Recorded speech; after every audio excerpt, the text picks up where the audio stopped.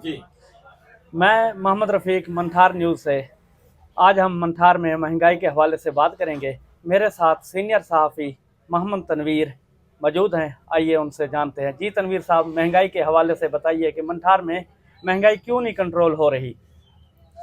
असल विच मेरे वेखण जे या मेरा अपनी एक ज़ाती सोच है भी मैं ये समझना कि बंगला मंठार नूं जिहड़ा ना या ते पाकिस्तान दा इलाका नहीं समझिया जांदा क्योंकि बार्डर इंडिया दा नाल लगदा, या ते बंगला मंठार नूं इंडिया दा इलाका समझदे ने या फिर पाकिस्तान दा इलाका नहीं है। कोई एवें दा मसला है क्योंकि इत्थे जिहड़ी रेट लिस्ट आउंदी है, रेट लिस्ट के मुताबिक बिल्कुल कोई भी एक दाल दा दाना भी रेट लिस्ट के मुताबिक नहीं देंदे।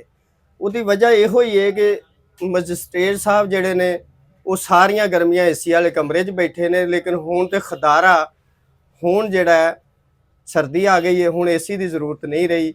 ਬੰਗਲਾ ਮੰਠਾਰ ਦਾ ਵੀ ਰੁਖ ਕਰਨੇ, ਬੰਗਲਾ ਮੰਠਾਰ 'ਚ ਆ ਕੇ ਵੀ ਚੈੱਕ ਕਰਨ, ਬੰਗਲਾ ਮੰਠਾਰ 'ਚ ਵੀ ਵੇਖਣ।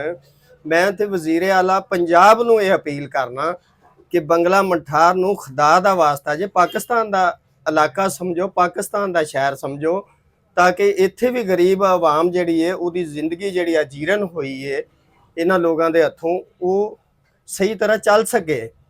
ਇੱਥੇ ਮੈਜਿਸਟ੍ਰੇਟ ਨਾਮ ਦੀ ਕੋਈ ਚੀਜ਼ ਨਹੀਂ, ਬਿਲਕੁਲ ਨਹੀਂ ਆਉਂਦੇ। ਰੇਟ ਲਿਸਟ ਆਉਂਦੀ ਉਹ ਐਵੇਂ ਹੀ ਹੈ ਦੁਕਾਨਦਾਰਾਂ ਵਾਸਤੇ, ਜਿਵੇਂ ਇੱਕ ਟੋਕਰੀ ਦੇ ਵਿੱਚ ਉਹ ਰੱਦੀ ਦਾ ਟੁਕੜਾ ਨਹੀਂ ਸੁੱਟ ਦਿੱਤਾ ਜਾਂਦਾ, ਐਵੇਂ ਬਿਲਕੁਲ। ਉਸ ਤੋਂ ਬਾਅਦ ਸਬਜ਼ੀਆਂ ਨੇ, ਫਰੂਟ ਹੈ, ਕਿਉਂਕਿ ਇੱਥੇ ਕੋਈ ਚੈੱਕ ਕਰਦਾ ਹੀ ਨਹੀਂ।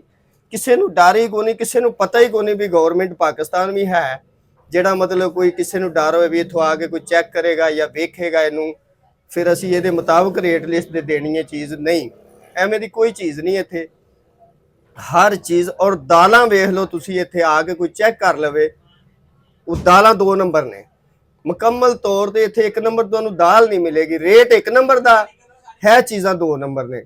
ਕੋਈ ਚੈੱਕ ਕਰਨ ਵਾਲਾ ਹੀ ਕੋਈ ਨਹੀਂ, ਕੋਈ ਐਵੇਂ ਦੀ ਚੀਜ਼ ਹੀ ਕੋਈ ਨਹੀਂ।